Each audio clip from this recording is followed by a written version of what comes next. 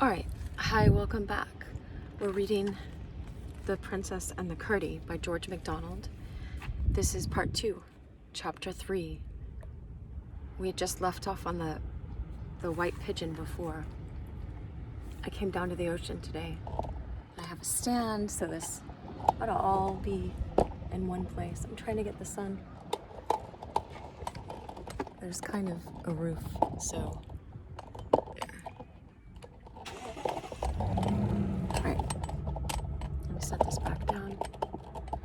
Okay. So people are going to be walking by. Hopefully they won't be recognizable or anything because I don't like just putting people in unless they know. Oh, and my microphone. I got it out. Hold on. I'm going to put it in so I can be anywhere in my car. And you can hear me the same. I was gonna go down by the ocean, but Leia's here. She's not allowed. All right.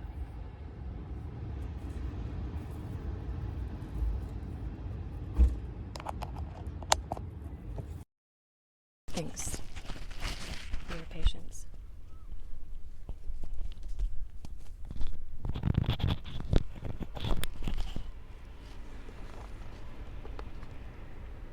Here we go.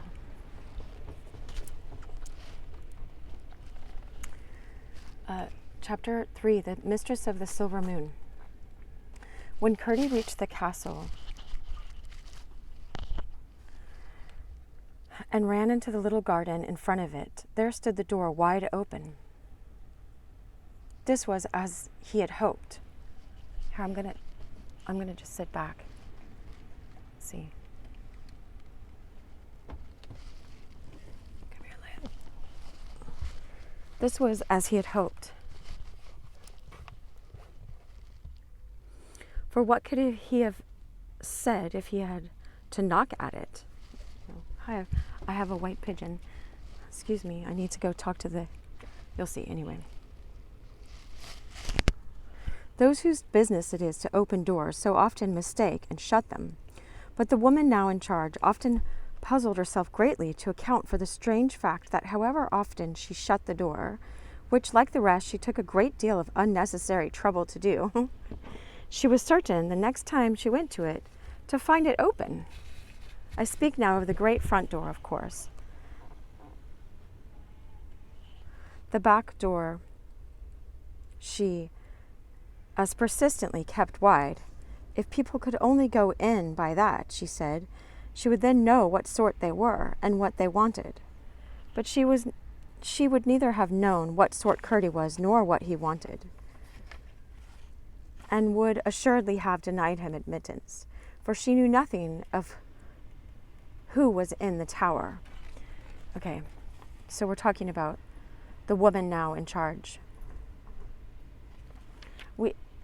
They talk some about them in The Princess and the Goblin. But anyway, all right.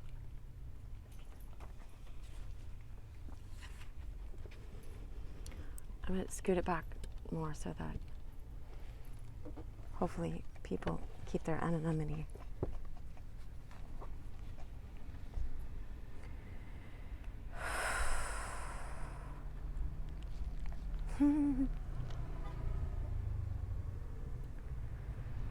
Okay. So the front door was left open for him, and in he walked. But where to go next he could not tell. It was not quite dark. A dull, shineless twilight filled the place. All he knew was that he must go up, and that proved enough for the present, for there he saw the great staircase rising before him. When he reached the top of it, he knew there must be more stairs yet, for he could not be near the top of the tower. Indeed, by the situation of the stair, he must be a good way from the tower itself. But those who work well in the depths more easily understand the heights, for indeed, in their true nature, they are one and the same. Mines are in mountains, and Curdie, from knowing the ways of the king's mines, and being able to calculate his whereabouts in them, was now able to find his way about the king's house. He knew it outside perfectly, and now his business was to get his notion of the inside right with the outside. So he shut his eyes and made a picture of the outside of it in his mind. Then he came in at the door of the picture. And yet the picture before him all the time, for you can do that kind of thing in your mind. Oh, and yet, I read The Princess and the Goblin here once during all the other mayhem that was going on before in our world. All right, I'll just leave it. I want to tilt this up a little.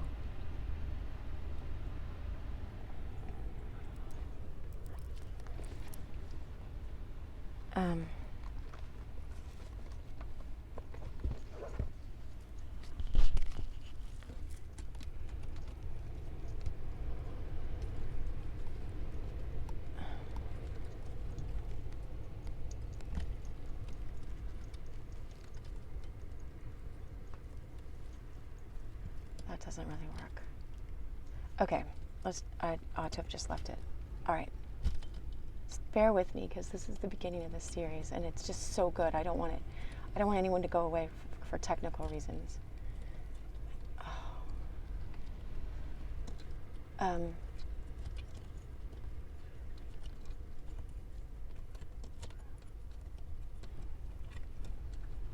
That's why I always just hold it. Because then I don't have to remember these things, and now it's broke. Whatever. Okay, you can still see the ocean. It's really cool out today. The ocean has big waves. Okay, so then he came in at the door of the picture, and yet kept the picture before him all the time. For you can do that kind of thing in your mind, and took every turn of the stair over again, always watching to remember every time he turned his face how the tower lay, and then when he came to himself at the top where he stood, he knew exactly where it was and walked at once in the right direction. On his way, however, he came to another stair, and up that he went, of course, watching still at every turn how the tower must lie. At the top of this stair was yet another, and they were the stairs up, which the princess ran when first, without knowing it, she was on her way to find her great-great-grandmother. At the top of the second stair he could go no further, and must therefore set out again to find the tower, which, as it rose far above the rest of the house, must have the last of its stairs inside itself. Remember from the last chapter, I don't know if it was a long time ago for you or if you just listened, how he had seen, once the pigeon was dying because he had shot it with his bow, the light in the tower of the castle, and knew in his knowing that it was one of the great-great-grandmother's white pigeons, and that he ought to bring it to her, so he was following what he knew he ought to do. And he worked for the king anyway, and the king had asked him to work for him and go with him, but he decided to stay with his parents. So you'll see, when you do things out of good, out of love, that you're often protected and guided in these kinds of ways, Always be in integrity. It may seem weird to you, but it's usually something like Noah, like making an ark in the middle of everyone making fun of him, but he's not doing anything wrong by making an ark. It's just weird to people. Anyway.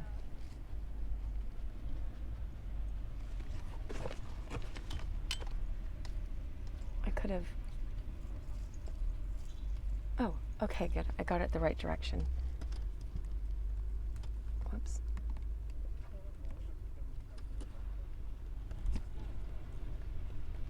Maybe I'll go high so we're above some of the people.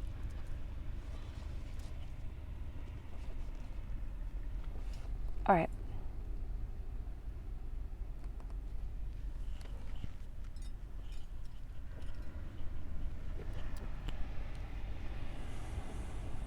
It was not quite dark. Okay. Oh.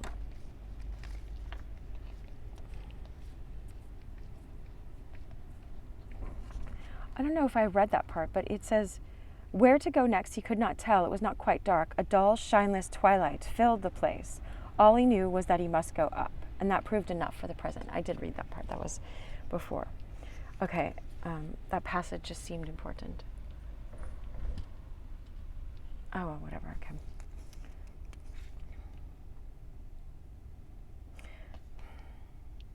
Having watched every turn to the very last, he still knew quite well in what direction he must go to find it. So he left the stair and went down a passage that led, if not exactly toward it, yet nearer it. This passage was rather dark, for it was very long, with only one window at the end, and although there were doors on both sides of it, they were all shut. At the distant window glimmered the chill east, with a few feeble stars in it, and its light was dreary and old, growing brown, and looking as if it were thinking about the day that was just gone. Presently he turned into another passage, which also had a window at the end of it. And in at that window shone all that was left of the sunset, a few ashes, with here and there a little touch of warmth. It was nearly as sad as the east, only there was one difference. It was very plainly thinking of tomorrow. But at present, Curdie had nothing to do with today or tomorrow. His business was with the bird, and the tower where dwelt the grand old princess to whom it belonged. So he kept on his way, still eastward, and came to yet another passage, which brought him to a door.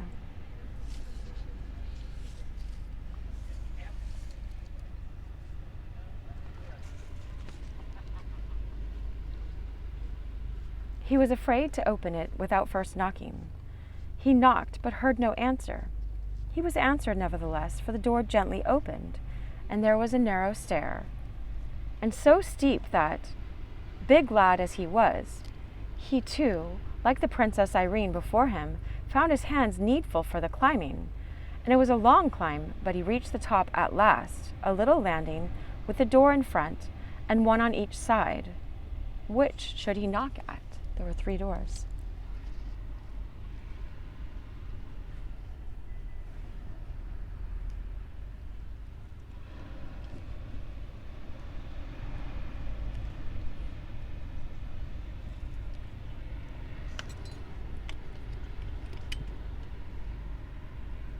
All right. As he hesitated, he heard the noise of a spinning wheel. He knew it at once, because his mother's spinning wheel had been his governess long ago and still taught him things. It was the spinning wheel that first taught him to make verses and to sing and to think whether all was right inside him, or at least it had helped him in all these things. Hence it was no wonder he should know a spinning wheel when he heard it sing. Even although, as the bird of paradise to other birds was the song of that wheel to the song of his mother's. Oh. As the bird of paradise to other birds was the song of that wheel to the song of his mother's, and he loved his mother like so dearly.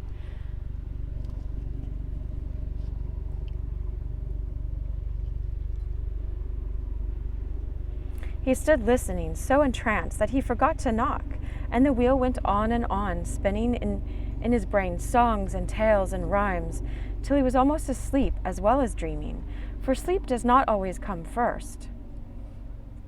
But suddenly came the thought of the poor bird, which had been lying motionless in his hand all the time, and that woke him up, and at once he knocked. "Come in, Curdie," said a voice. Curdie shook. It was getting rather awful. The heart that had never much heeded an army of goblins trembled at the soft words of invitation. But then there was the red spotted white thing in his hand. He dared not hesitate, though. Gently he opened the door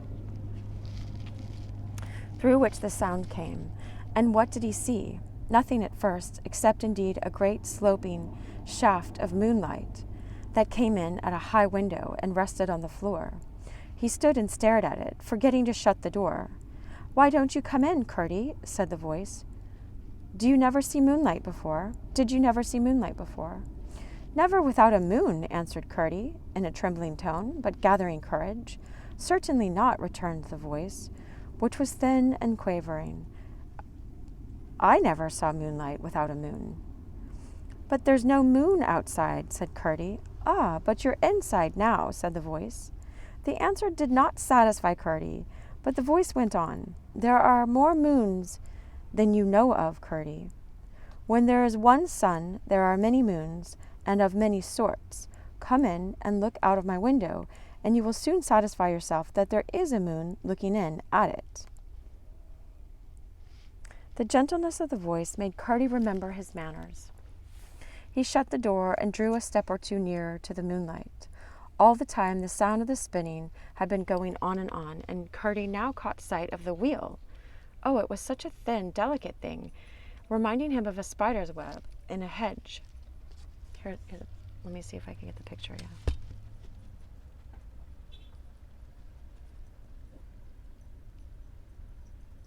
There's the illustration in this book. I think, oh yeah, it's a copy of the 1800s book, so I'm sure it's free. But thank you to the people who published this. Who printed it, you know. It was such a thin, delicate thing, reminding him of a spider's web in a hedge.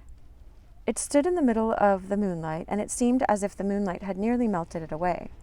A step nearer, he saw, with a start, 2 little hands at work with it. And then at last, in the shadow, on the other side of the moonlight, which came like a river between, he saw the form to which the hands belonged, a small, withered creature.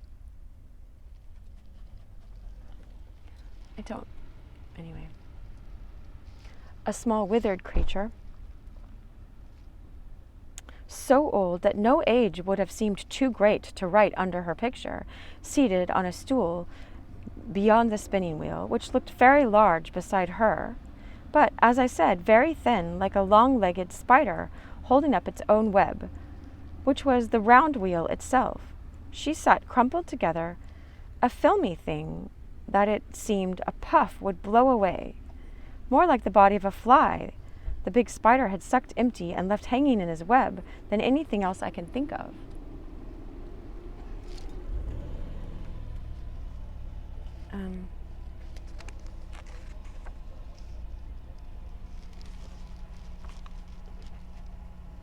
When Curdie saw her, he stood still again, a good deal in wonder, a very little in reverence, a little in doubt, and I must add, a little in amusement at the odd look of the old marvel. Her grey hair mixed with the moonlight so that he could not tell where the one began and the other ended. Her crooked back bent forward over her chest, her shoulders nearly swallowed up her head between them, and her 2 little hands were just like the grey claws of a hen, scratching at the thread, which to Curdie was of course invisible across the moonlight. Indeed, Curdie laughed within himself just a little at the sight, and when he thought of how the princess used to talk about her huge, great old grandmother, he laughed more. But that moment the little lady leaned forward into the moonlight, and Curdie caught a glimpse of her eyes, and all the laugh went out of him. "What do you come here for, Curdie?" she said, as gently as before. Then Curdie remembered that he stood there as a culprit, and worst of all, as one who had his confession yet to make. There was no time to hesitate over it. "Oh, ma'am, see here," he said, and advanced a step or two, holding out the dead pigeon. "What have you got there?" she asked. Again Curdie advanced a few steps, and he held out his hand with the pigeon, that she might see what it was into the moonlight. The moment the rays fell upon it, the pigeon gave a faint flutter. The old lady put out her hands and took it and held it to her bosom and rocked it, murmuring over it as if it were a sick baby. When Curdie saw how distressed she was, he grew sorrier still and said, I didn't mean to do any harm, ma'am. I didn't think of its being yours." "Ah, Curdie, if it weren't mine, what would become of it now?" she returned. "You say you didn't mean any harm. Did you mean any good, Curdie?" No, answered Curdie. Remember then that whoever does not mean good is always in danger of harm. But I try to give everybody fair play, and those that are in the wrong are in far more need of it always than those who are in the right. They can afford to do without it. Therefore, I say for you that when you shot that arrow, you did not know what a pigeon is. Now that you do know, you are sorry. It's very dangerous to do things you don't know about. But please, ma'am, I don't mean to be rude or to contradict you, said Curdie, but if a body was never to do anything but what he knew to be good, he would have to live half his time doing nothing.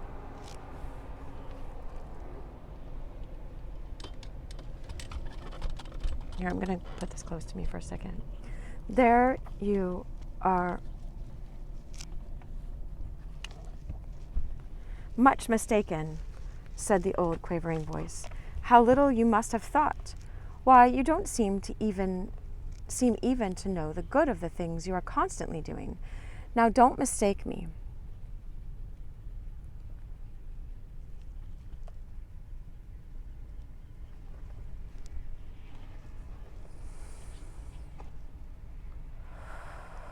I don't mean you are good for doing them. It is a good thing to eat your breakfast, but you don't fancy it's very good of you to do it. The thing is good, not you. Curdie laughed. There are a great many more good things than bad things to do. Now tell me what bad thing you have done today besides this sore hurt to my little white friend, the white pigeon, you know. While she talked, Curdie had sunk into a sort of reverie in which he hardly knew whether it was the old lady or his own heart that spoke. Like when you're in prayer. And when she asked him that question, he was at first much inclined to consider himself a very good fellow on the whole. I really don't think I did anything else that was very bad all day, he said to himself. But at the same time, he could not honestly feel that he was worth standing up for. All at once, a light seemed to break in upon his mind, and he woke up, and there was the withered little atomy of the old lady on the other side of the moonlight. And there was the spinning wheel singing on and on in the middle of it. I know now, ma'am. I understand now, he said. Thank you, ma'am, for spinning it into me with your wheel. I see now that I have been doing wrong the whole day, and such a many days besides. Indeed, I don't know when I ever did right. And yet it seems as if I had done right sometime and had forgotten how. When I killed your bird, I did not know I was doing wrong, just because I was always doing wrong, and the wrong had soaked all through me.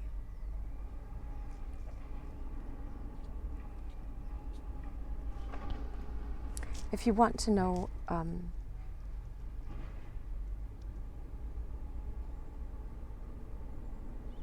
in St. Ignatius' book in the 1500s, he wrote all about this in the section on the discernment of spirits.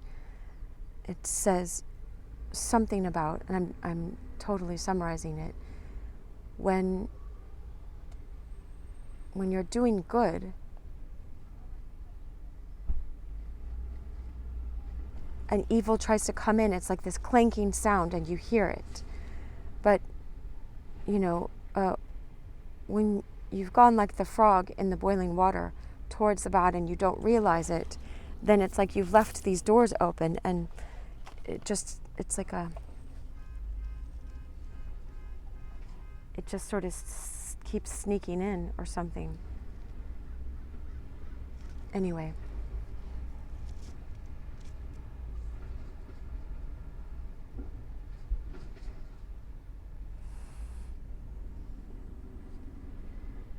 He said, I was always doing wrong. The wrong had soaked all through me. What wrong were you doing all day, Curdie? It is better to come to the point, said the old lady, and her voice was gentler even than before. I was doing the wrong of never wanting or trying to be better. And now I see that I have been letting things go as they would for a long time. Whatever came into my head, I did. And whatever didn't come into my head, I didn't do. I never sent anything away and never looked out for anything to come. I haven't been attending to my mother or my father either. And now I think of it, I know I have often seen them looking troubled, and I have never asked them what was the matter. And now I see too that I did not ask because I suspected it had something to do with me and my behavior, and I didn't want to hear the truth. And I know I have been grumbling at my work and doing 100 other things that are wrong. You have got it, Curdie, said the old lady, in a voice that sounded almost as if she had been crying. When people don't care to be better, they must be doing everything wrong. I am so glad you shot my bird. Ma'am, exclaimed Curdie, how can you be?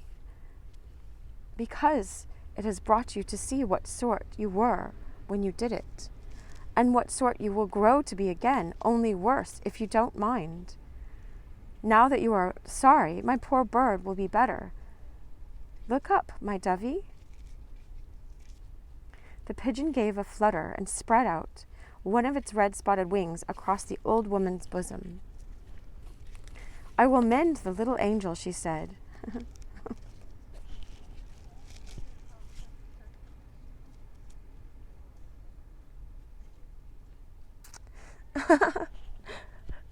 Sorry, it's like my friend Elliot just called me like Angelina, little angel. We're not, but we are all that. I'm saying we are all that. We are all these little angels, and we are all like the Curdie, but I won't go into teaching so much here. I'm just going to read still. I will mend the little angel. The little angels that we are. You know, we were first, some mystics say we were first like in angel form, and then like God created us, he humanized us, and the angels stayed as angels. You know, that it's a great mystery to enter into, but we're humanized, but it's like, you know, the word angelos, angel means messenger. So as you yield to divine love, to God, you become like a messenger, like a conveyor of God's love on earth. So you are, in a way, like an angel, a messenger. I will mend the little angel, she said, and in a week or two it will be flying again. So you may ease your heart about the pigeon. The waves are huge. I heard all these surfers talking about it today.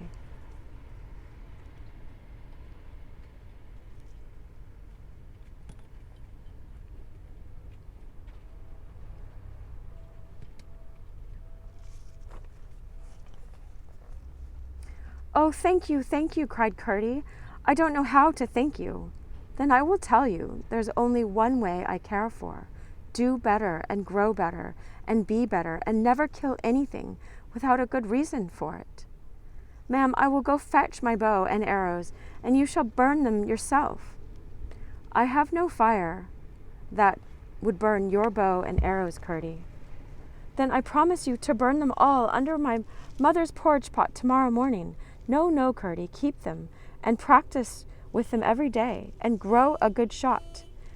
There are plenty of bad things that want killing. And a day will come when they will prove useful. But I must see first whether you will do as I tell you. That I will, said Curdie. What is it, ma'am?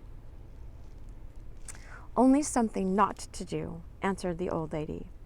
If you should hear anyone speak about me, never to laugh or make fun of me.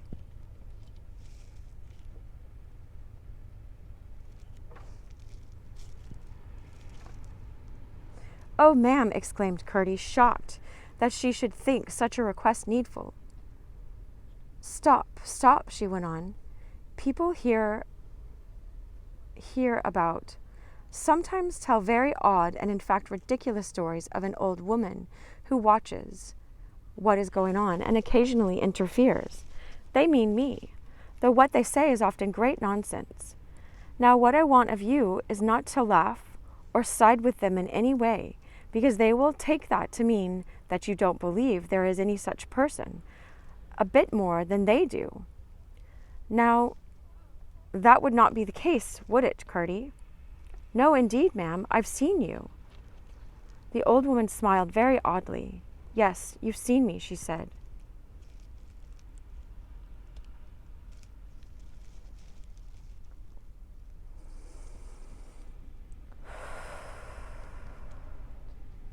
But mind, she continued, I don't want you to say anything, only to hold your tongue and not seem to side with them. That will be easy, said Curdie, now that I've seen you with my very own eyes, ma'am. Not so easy as you think, perhaps, said the old lady, with another curious smile. I want to be your friend, she added after a little pause.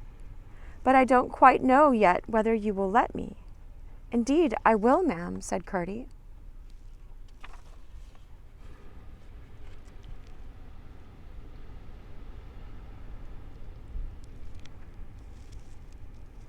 That is for me to find out, she rejoined, and yet another strange smile.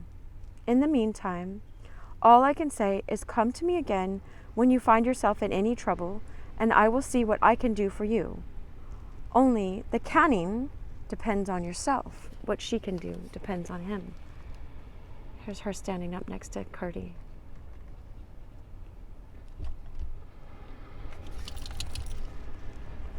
I am greatly pleased with you for bringing me my pigeon, doing your best to set right what you have set wrong.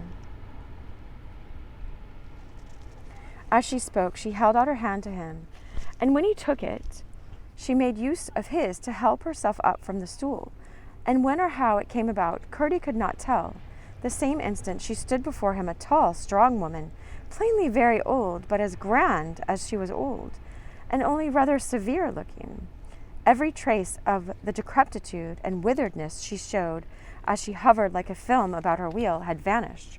Her hair was very white, but it hung about her head in great plenty and shone like the silver in the moonlight. Straight as a pillar she stood before the astonished boy, and the wounded bird had now spread out both its wings across her bosom like some great mystical ornament of frosted silver.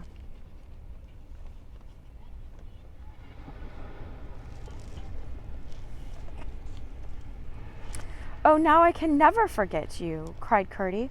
I see now what you really are. Did I not tell you the truth when I sat at my wheel? Said the old lady. Yes, ma'am, answered Curdie. I can do no more than tell you the truth now, she rejoined.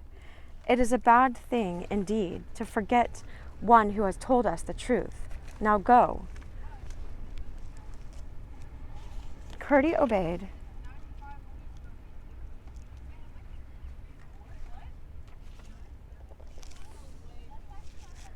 Curdie obeyed and took a few steps towards the door. Please, ma'am, what am I to call you?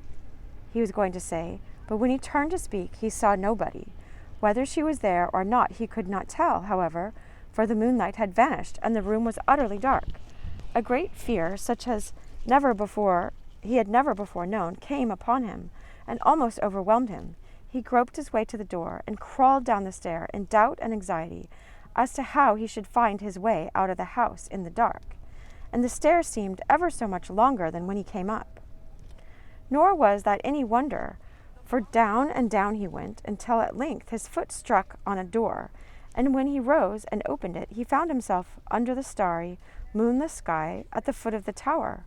He soon discovered the way out of the garden, with which he had some acquaintance already.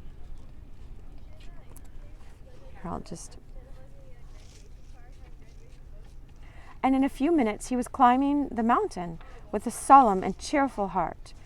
It was rather dark, but he knew the way well.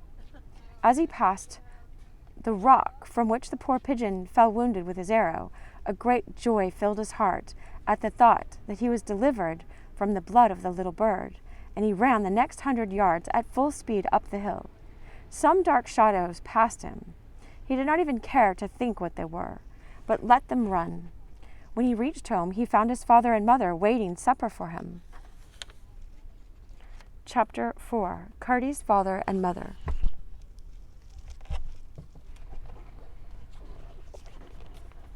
The eyes of the fathers and mothers are quick to read their children's looks, and when Curdie entered the cottage, his parents saw at once that something unusual had taken place. When he said to his mother, "I beg your pardon for being so late," there was something in the tone beyond the politeness that went to her heart, for it seemed to come from the place where all lovely things were born before they began to grow in this world.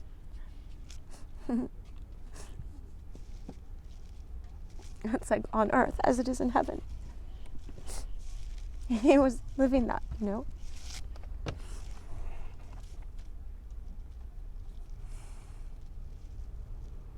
When he set his father's chair to the table, an attention he had not shown him for a long time, Peter thanked him with more gratitude than the boy had ever yet felt in all his life. It was a small thing to do for the man who had been serving him since he was born, but I suspect there is nothing a man can be so grateful for as that to which he has the most right. No, Leia. Oh, no.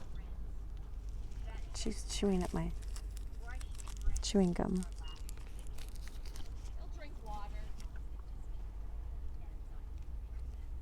All right. Okay, so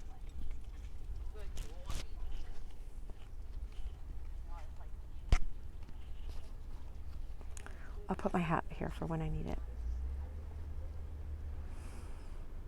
So he says, I suspect there is nothing a man can be so grateful for as that to which he has the most right. There was a change upon Curdie, and father and mother felt there must be something to account for it, and therefore were pretty sure he had something to tell them, for when a child's heart is all right, it's not likely he will want to keep anything from his parents. But the story of the evening was too solemn for Curdie to come out with it all at once. He must wait until they had had their porridge and the affairs of the world were over for the day. But when they were seated on the grassy bank of the brook that went so sweetly blundering over the great stones of its rocky channel, for the whole meadow lay on the top of a huge rock, then he felt the right hour had come for sharing with them the wonderful things that had come to him. It was perhaps the loveliest of all hours in the year. The summer was young and soft, just like now, and this was the warmest evening they had yet had, dusky, dark, even below, whilst above the stars were bright and large and sharp in the blackest blue sky. The night came close around them, clasping them in one universal arm of love, and although it neither spoke nor smiled, seemed all eye and ear, seemed to see and hear and know everything they said and did. It is a way the night has sometimes, and there is a reason for it. The only sound was that of the brook. I hope you can hear the ocean.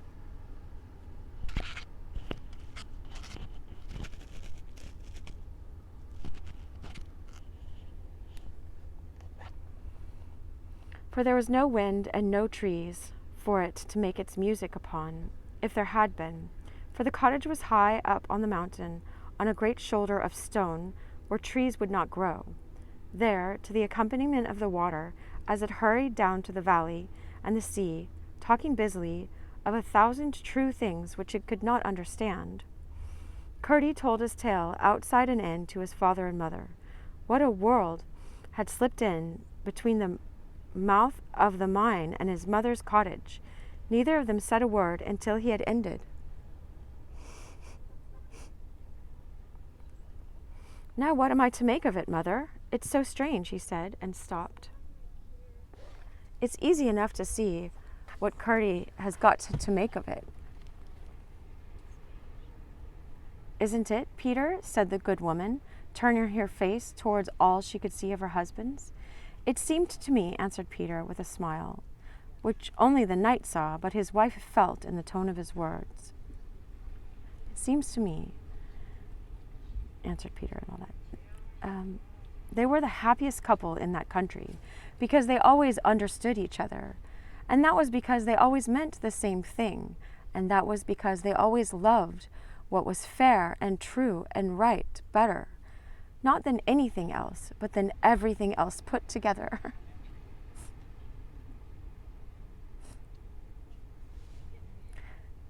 Then will you tell Curdie, said she. Will you tell Curdie? You can talk best, Joan, said he, the husband, Peter. You tell him and I will listen and learn how to say what I think," he added, laughing. "I," said Curdie, "don't know what to think." It does not matter so much," said his mother. "If only you know what to make of a thing, you'll know soon enough what to think of it. Now, I needn't tell you, surely, Curdie, what you've got to do with this."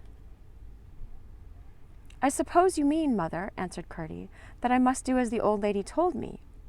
"That is what I mean. What else could it be? Am I not right, Peter?" "Quite right, Joan," answered Peter, "so far as my judgment goes. It is a very strange story, but you see the question is not about believing it, for Curdie knows what came to him. And you remember, Curdie," said his mother,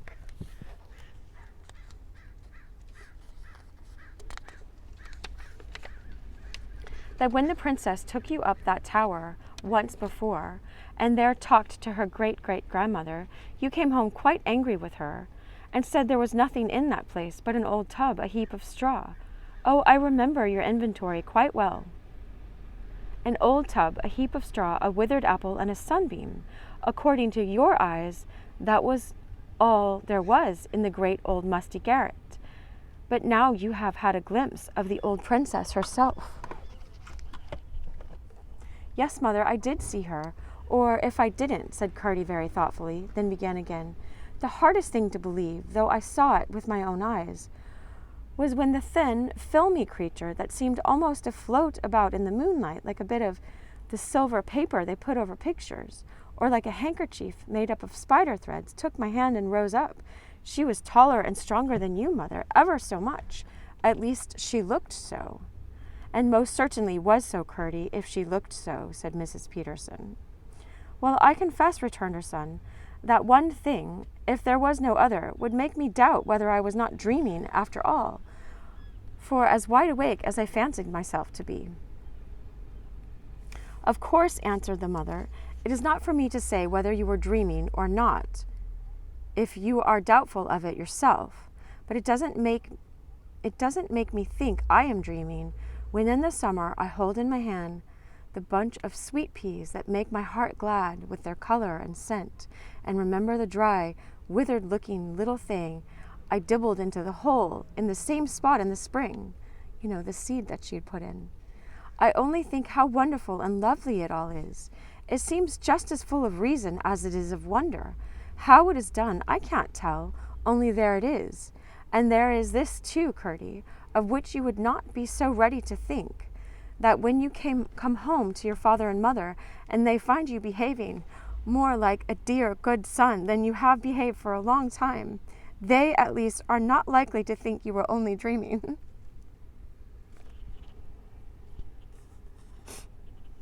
The good we are, it means so much to the world. It does so much good in your own life and to others.